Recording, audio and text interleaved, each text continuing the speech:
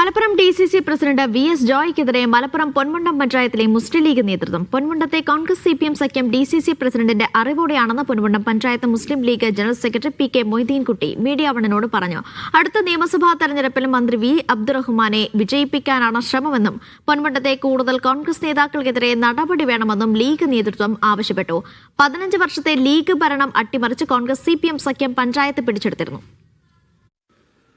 മലപ്പുറം പൊന്മുണ്ടം പഞ്ചായത്തിൽ കനത്ത തിരിച്ചടിയാണ് ലീഗിന് നേരിട്ടത്. ആകെയുള്ള 18 സീറ്റിൽ 13 സീറ്റിൽ കോൺഗ്രസ് CPM സഖ്യം വിജയിച്ചു. ലീഗിന് നേടാനായത് വെറും 4 സീറ്റാണ്. വലിയ തിരിച്ചടി നേരിട്ടു. 15 വർഷം ലീഗ് ഒറ്റയ്ക്ക് ഭരിച്ച ഒരു പഞ്ചായത്താണ് പൊന്മുണ്ടം പഞ്ചായത്ത്. എന്താണ് ആ തിരിച്ചടിക്ക് കാരണം എന്ന് ഉൾപ്പെടെയുള്ള കാര്യങ്ങൾ പ്രതികരിക്കാൻ ഇപ്പോൾ പഞ്ചായത്ത് മുസ്ലിം ലീഗിൻ്റെ ജനറൽ സെക്രട്ടറി PK മൊയ്തീൻകുട്ടി ചേരുന്നു. എന്താണ് ശരിക്കും തിരിച്ചടി എന്ന് പറഞ്ഞു കഴിഞ്ഞാൽ പൊന്മുണ്ടം പഞ്ചായത്തിനെ സംബന്ധിച്ചിടത്തോളം നിലവിൽ പഞ്ചായത്തിൽ ഇലക്ഷൻ നടന്നു കഴിഞ്ഞു.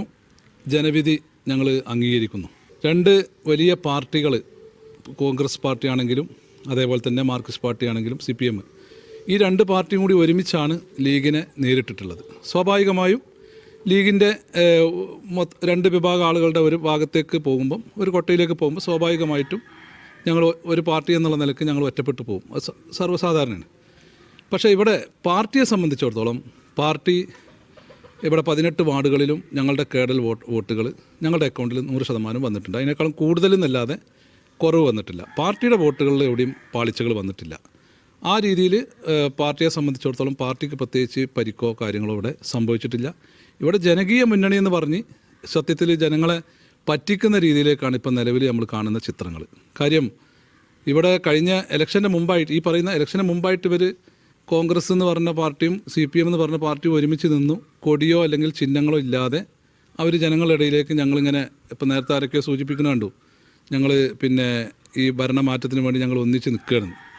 ആ രീതിയിലാണ് ജനങ്ങളെ മുന്നിലേക്ക് വെച്ചിട്ടുള്ളത്. പക്ഷേ ഇവിടെ കോൺഗ്രസ് എന്ന് പറയുന്ന ഒരു പ്രസ്ഥാനമുണ്ട്, CPM എന്ന് പറയുന്ന ഒരു പ്രസ്ഥാനത്തിൽ രണ്ടും കൂടി ഒരുമിച്ചാണ് ഇവിടെ ചെയ്തിട്ടുള്ളത്, മത്സര രംഗത്തേക്ക് വന്നിട്ടുള്ളത്.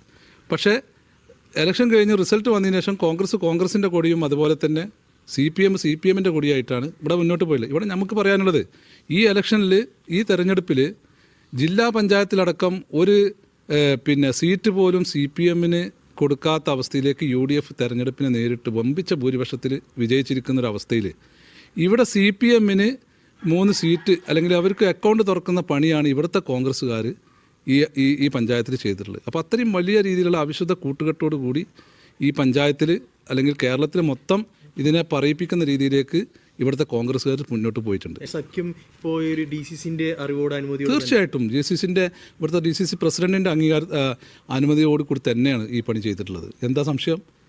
ഇതിൽ കഴിഞ്ഞ ദിവസം ഞങ്ങളുടെ പ്രസിഡന്റ് അടക്കം, ഞങ്ങളുടെ സെക്രട്ടറി അടക്കം ഈ വിഷയത്തിൽ UDFൽ ശക്തമായിട്ട് ഈ വിഷയം സൂചിപ്പിക്കുമെന്ന് പറഞ്ഞിട്ടുണ്ട്. അവർക്കെല്ലാം ശക്തമായ നടപടി വേണമെന്ന് ആവശ്യപ്പെട്ടിട്ടുണ്ട്. അതിൻ്റെ വിന ഇവിടുത്തെ UDFൻ്റെ എല്ലാ ഭാഗത്തും അത് എഫക്റ്റ് ചെയ്യും. അതുണ്ടാവുക. അല്ലെങ്കിൽ